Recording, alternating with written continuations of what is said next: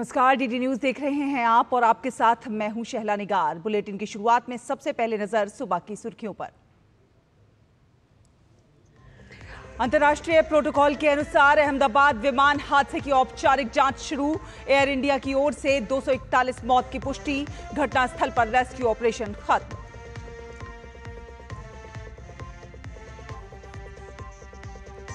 Air India विमान हादसे में गुजरात के पूर्व मुख्यमंत्री विजय रूपाणी का भी निधन। राष्ट्रपति और प्रधानमंत्री समेत तमाम नेताओं ने जताया दुख।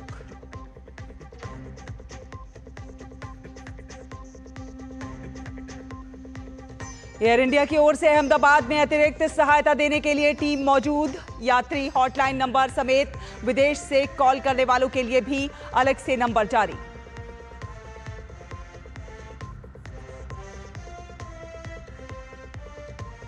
इजराइल ने ईरान पर किया हवाई हमला। तेहरान के उत्तर पूर्व में विस्फोट की आवाज। एहतियात के तौर पर इजराइल में इमरजेंसी की घोषणा।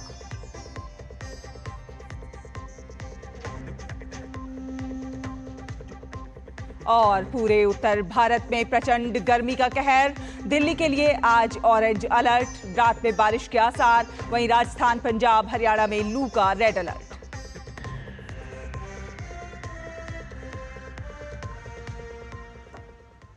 तो आपको बता दें कि अंतर्राष्ट्रीय प्रोटोकॉल के अनुसार अहमदाबाद में एयर इंडिया विमान हादसे की जांच औपचारिक रूप से शुरू हो चुकी है। नागरिक उड्डयन मंत्री राम मोहन नायडू ने कहा है कि अंतर्राष्ट्रीय नागरिक उड्डयन संगठन यानी ICAO द्वारा निर्धारित अंतर्राष्ट्रीय प्रोटोकॉल के अनुरूप विमान दुर्घटना जांच ब्यूरो के जरिए ये पता लगाया जा रहा है कि प्लेन क्रैश के पीछे वास्तविक कारण आखिर क्या कुछ थे। इसके अलावा सरकार मामले की विस्तार से जांच करने के लिए विभिन्न विषयों के विशेषज्ञों की एक उच्च स्तरीय समिति का गठन कर रही है, जो समिति विमानन सुरक्षा को मजबूत करने और भविष्य में ऐसी घटनाओं को रोकने के लिए काम करेगी। कल हादसे की खबर मिलने के बाद फौरन नागरिक विमानन मंत्री घटनास्थल पर पहुंचे और वहां का जायजा लिया। उन्होंने कहा कि प्रधानमंत्री ने मुझे फोन किया और मुझे घटनास्थल पर आने के लिए कहा।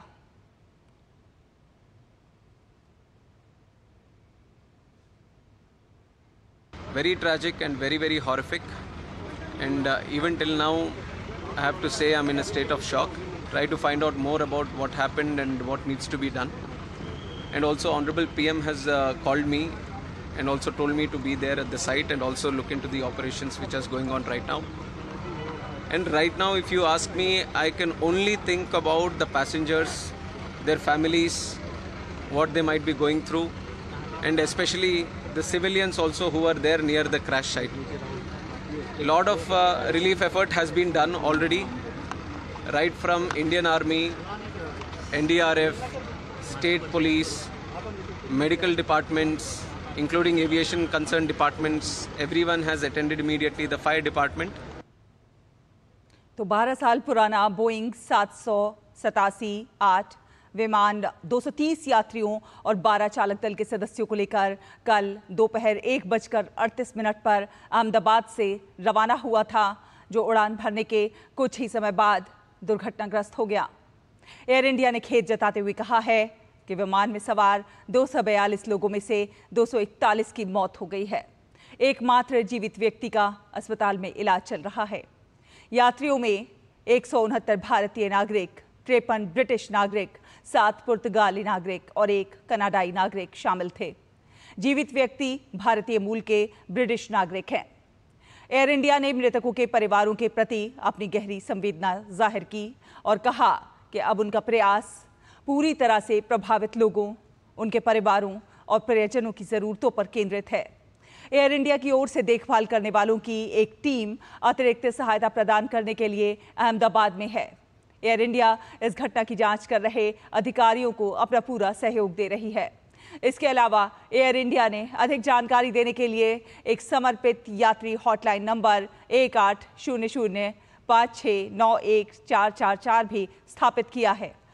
भारत के बाहर से कॉल करने वाले लोग +91 8062779200 पर कॉल कर सकते हैं।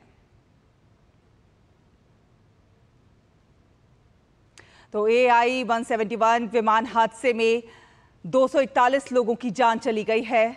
इनमें गुजरात के पूर्व मुख्यमंत्री और बीजेपी नेता विजय रूपाणी भी शामिल हैं। विजय रूपाणी 2016 में गुजरात के सीएम बने थे और 2021 तक गुजरात के मुख्यमंत्री रहे। उनके निधन पर राष्ट्रपति और प्रधानमंत्री समेत तमाम नेताओं ने दुख जाहिर किया है। विजय रूपाणी के कार्यकाल में गुजरात में विकास के कई बड़े बड़े काम हुए हैं।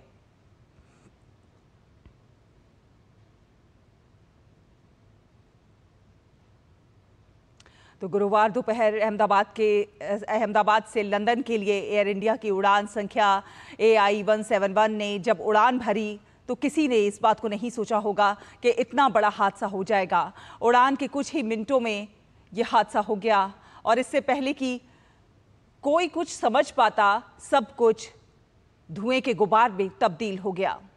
एयर इंडिया ने दुर्घटना में 241 लोगों के मारे जाने की पुष्टि की है। हादसे में एकमात्र ब्रिटिश नागरिक यात्री की जान बची है। विमान दुर्घटना स्थल पर बचाव अभियान खत्म हो गया है। केंद्रीय गृह मंत्री अमित शाह ने अहमदाबाद विमान दुर्घटना स्थल का दौरा किया और राहत और बचाव कार्यों का जायजा लिया। इस दौरान गुजरात के मुख्यमंत्री भूपेंद्र पटेल, नागरिक उड्डयन मंत्री राममोहन नायडू और गुजरात के गृह मंत्री हर्ष संघवी भी उनके साथ मौजूद रहे। गृह मंत्री अमित शाह ने अस्पताल पहुंचकर घायलों से भी मुलाकात की, उनका हालचाल भी जाना और इसके बाद गृह मंत्री अमित शाह ने विमान हादसे को लेकर एक समीक्षा बैठक की। बैठक में केंद्रीय नागरिक उड्डयन मंत्री और मुख्यमंत्री भूपेंद्र पटेल भी मौजूद रहे। अहमदाबाद विमान हादसे को लेकर गृह मंत्री अमित शाह ने कहा कि कई यात्रियों के हताहत होने की संभावनाएं हैं। उन्होंने इस हादसे में मारे गए लोगों के परिजनों के प्रति अपनी संवेदना प्रकट की है। एयर इंडिया की फ्लाइट संख्या AI-171 दुर्घटनाग्रस्त हुई। इस घटना से पूरा देश क्षुब्ध है। मैं भारत सरकार, गुजरात सरकार, भारत सरकार के प्रधानमंत्री जी और गुजरात सरकार की ओर से भी जो लोग हताहत हुए हैं, इनके परिजनों के प्रति गहरी संवेदना व्यक्त करता हूं। उन्होंने कहा कि घटना के तुरंत बाद ही प्रधानमंत्री जी ने फोन कर स्थिति की जानकारी ली और जरूरी निर्देश भी दिए हैं। 10 ही मिनटों में हादसे के भारत सरकार के पास सूचना पहुंची। तुरंत ही मैंने मुख्यमंत्री जी, यहाँ के गृह मंत्री, होम डिपार्टमेंट के control room, civil aviation department, civil aviation मंत्री, सभी से संपर्क किया। प्रधानमंत्री जी का भी तुरंत ही फोन आ गया। उन्होंने ये भी बताया कि विमान में कुल 230 यात्री और 12 क्रू मेंबर सवार थे, जिनमें से एक यात्री की जान बचने का एक सुखद समाचार मिला। इस विमान में कुल मिलाकर 230 यात्री देश के और विदेश के और 12 क्रू मेंबर सवार थे। इसमें से एक यात्री का बचने का अच्छा समाचार मिला है। मैं उनको मिलकर आया हूं। गृह मंत्री ने यह भी बताया कि घटना के तुरंत बाद राहत और बचाव कार्य शुरू कर दिया गया, लेकिन विमान में 1.25 लाख लीटर ईंधन था, जिससे तापमान इतना ज्यादा ऊंचा हो गया कि किसी को बचाने का मौका नहीं मिला। घटना के तुरंत बाद गुजरात सरकार ने बहुत त्वरा से डिजास्टर मैनेजमेंट की सारी इकाइयों को अलर्ट करते हुए राहत और बचाव का कार्य चालू किया। मगर 1.25 लाख लीटर ईंधन विमान के अंदर ही था और लगभग गर्मी तापमान इतना ऊंचा हो गया कि किसी को बचाने की मौका ही नहीं मिला। उन्होंने ये भी बताया कि सभी यात्रियों के शव निकालने का काम लगभग पूरा हो चुका है और विदेशी नागरिकों के परिजनों को भी सूचित कर दिया गया है। मैं घटना स्थान पर भी जाकर आया हूं। सारे यात्रियों के मृतदेह को बाहर निकालने का काम लगभग समाप्त हो चुका है। विदेश में जिनके परिजन हैं उनको सूचना देने की कार्यवाही समाप्त हो चुकी है और जैसे ही पहुंचते हैं उनके भी डीएनए सैंपल लिए जाएंगे और मृतदेहों की पहचान के लिए जितने मृतदेह मिले हैं इनके भी डीएनए सैंपल लेने की कार्यवाही समाप्त हो चुकी है। गृह मंत्री ने कहा कि नागरिक उड्डयन मंत्रालय ने घटना की जांच शुरू कर दी है। अभी रिव्यू मीटिंग में सारी व्यवस्थाओं को हम सब मंत्रियों ने साथ में मिलकर देखा है। एविएशन डिपार्टमेंट ने अपनी जांच शुरू कर दी है और जांच तेजी से आगे बढ़े इसके लिए भी एविएशन मंत्री जी ने सूचनाएं दी हैं। और अहमदाबाद में प्लेन क्रैश के अगले दिन घटनास्थल पर सुरक्षा व्यवस्था बढ़ा दी गई है। पूरे इलाके को सील कर दिया गया है। ग्राउंड जीरो का जायजा लिया है हमारे संवाददाता निशांत राय ने। अहमदाबाद से लंदन जा रही फ्लाइट इसी मेडिकल हॉस्टल के पास गिरी थी और आप देख सकते हैं कि अभी पूरी तरीके से जो मेडिकल हॉस्टल है आग से झुलस गया है। बिल्डिंगें पूरी तरीके से काली पड़ गई है। सबसे पहले जो विमान का पिछला हिस्सा है वो पीछे की तरफ गिरा था, बीच का हिस्सा जो खाली स्पेस है और फिर एक तरीके से यहाँ पर ब्लास्ट हुआ और ब्लास्ट के बाद का ये असर आप देख सकते हैं कि हॉस्टल आपको नजर आ रहा है। फिलहाल यहाँ पर अगर सुबह की बात करें तो सुरक्षा व्यवस्था काफी मजबूत कर दी गई है। किसी को भी अंदर इलाके में जाने नहीं दिया जा रहा है। दूसरी तरफ अगर बात की जाए तो यहाँ पर जो है लगातार पुलिस और प्रशासन के आला अधिकारी आ रहे हैं। एयर इंडिया की तरफ से स्पष्ट कर दिया गया है कि रेस्क्यू ऑपरेशन जो है वो रात में कंप्लीट हो गया है। सबसे बड़ी समस्या है लोगों को पहचानने की, तो उनके डीएनए सैंपलिंग को लेकर काम किया जा रहा है। जो कि यात्री प्लेन में सवार थे उनके परिजन अब यहाँ पर आ रहे हैं। परिजनों को रुकने की भी व्यवस्था प्रशासन के द्वारा यहाँ पर की गई है। और अगर बात की जाए तो गृह मंत्री अमित शाह समेत तमाम बड़े नेता यहाँ पर दौरे कर चुके हैं और लगातार नेताओं के आने का सिलसिला जारी है। फिलहाल आपको यहाँ के हालात दिखलाना चाहेंगे कि पूरी तरीके से इसको कॉर्डन ऑफ किया गया है। किसी को भी आगे नहीं जाने दिया जा रहा है। केवल अगर बात की जाए तो यहाँ पर सुरक्षा कर्मी या फिर जो जांच एजेंसीज हैं वो यहाँ पर आगे जा सकती हैं। वहीं नागरिक उड्डयन मंत्रालय की ओर से एक उच्च स्तरीय जांच कमेटी का गठन किया गया है जो कि इस पूरे मामले की जांच करेगी आखिर ये हादसा किन कारणों से हुआ है। कैमरा पर्सन राधेकृष्ण के साथ निशांत राय, डीडी न्यूज, अहमदाबाद।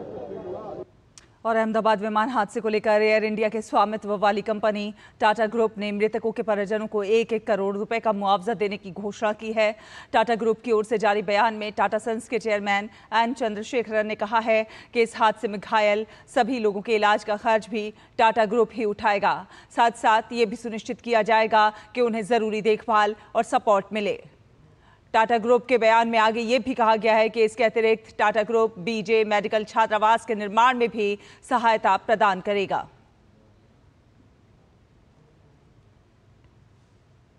अहमदाबाद विमान हादसे के बाद बोइंग के सीईओ केली आर्टबर्ग ने कहा है कि हम एयर इंडिया फ्लाइट 171 में सवार यात्रियों और चालक दल के सदस्यों के परिजनों के साथ साथ अहमदाबाद में प्रभावित सभी लोगों के प्रति गहरी संवेदना व्यक्त करते हैं। उन्होंने Air India chairman N Chandrasekaran से बात की है और पूरा समर्थन देने का आश्वासन दिया है। उन्होंने कहा है कि बोइंग भारत की एयरक्राफ्ट एक्सीडेंट इन्वेस्टिगेशन ब्यूरो के नेतृत्व में जांच में सहयोग करने को तैयार है। वहीं अमेरिका के राष्ट्रपति डोनाल्ड ट्रंप ने गुरुवार अहमदाबाद में एयर इंडिया के विमान हादसे पर दुख जताया है। उन्होंने इसे एक भयानक दुर्घटना बताया है और कहा है कि अगर मदद की जरूरत हुई तो वो तत्काल मदद देने के लिए तैयार हैं। The plane crash was terrible. I've already told them anything we can do. It's a big country, a strong country. They'll handle it, I'm sure. But I let them know that anything we can do, we'll be over there immediately. But it was a horrific crash. It looks like most are gone. They actually maybe have a couple survivors, which is just heard. But that was a horrible crash. Nobody has any idea what it might be. I gave them a couple of pointers. I said, maybe you'll look at this or that. You know, we saw the plane. It looked like it was flying pretty well. It didn't look like there was an explosion. It just looked like the engines maybe lost power. But boy, that is a terrible crash. It's one of the worst in aviation history. Yeah. Canada के प्रधानमंत्री mark Carney ने x पर लिखा है कि अहमदाबाद से London जा रहे एयर इंडिया के विमान के दुर्घटनाग्रस्त होने की खबर सुनकर स्तब्ध हूं और व्यथित हूं। इस विमान में 242 लोग सवार थे, जिनमें कनाडाई नागरिक भी शामिल हैं। मेरी संवेदनाएं सभी यात्रियों के परिजनों और प्रियजनों के साथ हैं। कनाडा के परिवहन अधिकारी अपने भारतीय समकक्षों के साथ लगातार संपर्क में हैं और मैं इस दर्दनाक हादसे से जुड़े अपडेट पर नियमित रूप से नजर रखे हुए हूं। संयुक्त राष्ट्र के महासचिव एंटोनियो गुटेरेस ने अहमदाबाद में हुई विमान दुर्घटना पर दुख जताया है। उन्होंने अपने सोशल मीडिया हैंडल एक्स पर लिखा है, मैं भारत के अहमदाबाद में विमान दुर्घटना की भयानक खबर से बहुत ज्यादा दुखी हूं। प्रभावित सभी लोगों के परिवारों और प्रियजनों के प्रति मेरी हार्दिक संवेदनाएं।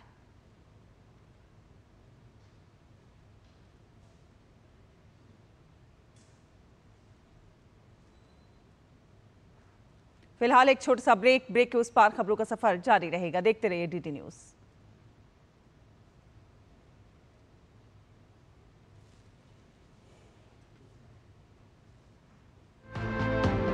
राज्यों की राजधानियों से प्रदेशों के कोने कोने तक होगी हर राज्य के हर हिस्से की पूरी खबर। देखिए भारत एट 7 खबर राज्यों की डीडी न्यूज पर। ब्रेक के बाद स्वागत है आपका। बात कर लेते हैं मौसम की। दिल्ली, एनसीआर समेत उत्तर पश्चिम भारत इन दिनों भीषण गर्मी की चपेट में है, लेकिन आज रात से मौसम में बदलाव के कुछ संकेत मिल रहे हैं। इसके बाद गर्मी से राहत मिलने की उम्मीद जताई जा रही है। भारतीय मौसम विभाग के ताजा अनुमान के अनुसार आज भीषण लू और धूल भरी आंधी के साथ बारिश की भी संभावना जताई गई है। इसके साथ ही मौसम विभाग ने आज के लिए विशेष चेतावनी जारी की है। मौसम विभाग के अनुसार आज तापमान 44 डिग्री सेल्सियस तक रहने की संभावना है, लेकिन आज गरज चमक के साथ तेज हवाएं 40 से 50 किलोमीटर प्रति घंटे से चलने की संभावना है। साथ साथ बारिश के चलते तापमान में मामूली गिरावट हो सकती है। मौसम विभाग ने आज के लिए गर्मी का ऑरेंज अलर्ट जारी किया है और नागरिकों को सावधानी बरतने की सलाह दी है। मौसम विभाग के मुताबिक कल से तापमान में गिरावट शुरू हो सकती है। 14 जून को अधिकतम तापमान 41 डिग्री सेल्सियस और न्यूनतम 28 डिग्री तक रह सकता है। बारिश की संभावना के बावजूद कल के लिए किसी प्रकार की चेतावनी जारी नहीं की गई है। इसके बाद 15 से 18 जून तक मौसम में स्थिरता रहने की संभावना है। आंशिक रूप से बादल छाए रहेंगे और हल्की बारिश संभव है। अधिकतम तापमान 38 डिग्री के आसपास रहने की उम्मीद है। और आज दिल्ली के साथ ही चंडीगढ़, हरियाणा, हिमाचल प्रदेश, जम्मू कश्मीर, मध्य प्रदेश, पंजाब, राजस्थान और उत्तर प्रदेश के कई एक हिस्सों में भीषण गर्मी बनी रह सकती है। मौसम विभाग ने राजस्थान, पंजाब, हरियाणा में लू का रेड अलर्ट आज के लिए भी जारी किया है। मध्य प्रदेश और पश्चिमी उत्तर प्रदेश में हीट वेव का ऑरेंज अलर्ट है। मौसम विभाग ने लोगों को लू से बचाव के लिए दोपहर के समय बाहर निकलने से परहेज करने, अधिक पानी पीने और आवश्यक सावधानी बरतने की सलाह दी है। विशेषकर बुजुर्ग, बच्चे और बीमार व्यक्ति को सतर्क रहने की जरूरत है। बारिश की बात की जाए तो कोंकण, गोवा, कर्नाटक में बहुत तेज बारिश की चेतावनी है। इन राज्यों के कई स्थानों पर रेड अलर्ट जारी किया गया है। तमिलनाडु, केरल, उत्तरी आंतरिक कर्नाटक और मध्य महाराष्ट्र के लिए बारिश का ऑरेंज अलर्ट जारी किया गया है। छत्तीसगढ़ और विदर्भ में भी गरज के साथ बारिश का ऑरेंज अलर्ट है।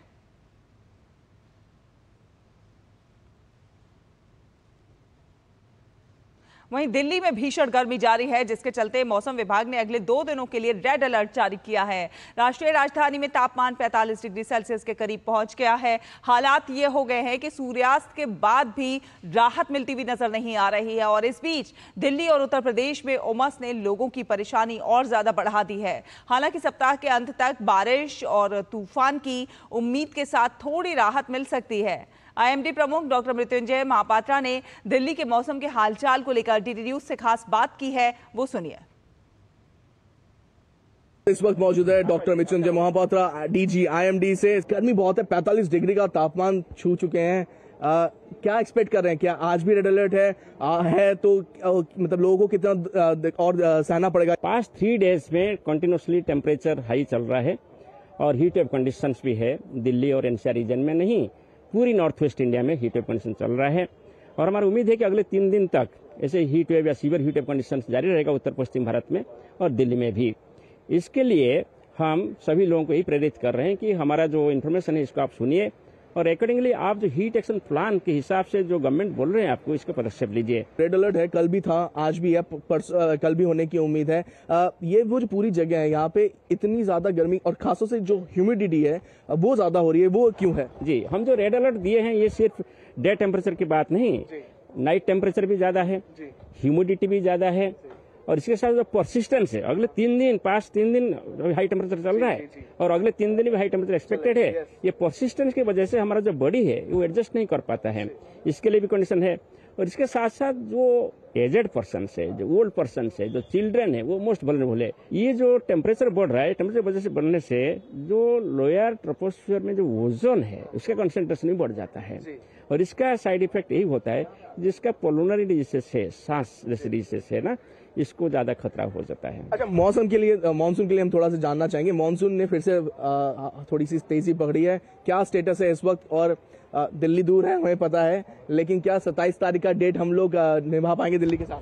दिल्ली की हमें तो कोई पूर्वानुमान भी जारी नहीं किया है और जैसे आपने बताया पास्ट 24 आवर्स में मानसून एक्टिव हुआ है साउथ पेनिनसुलर में।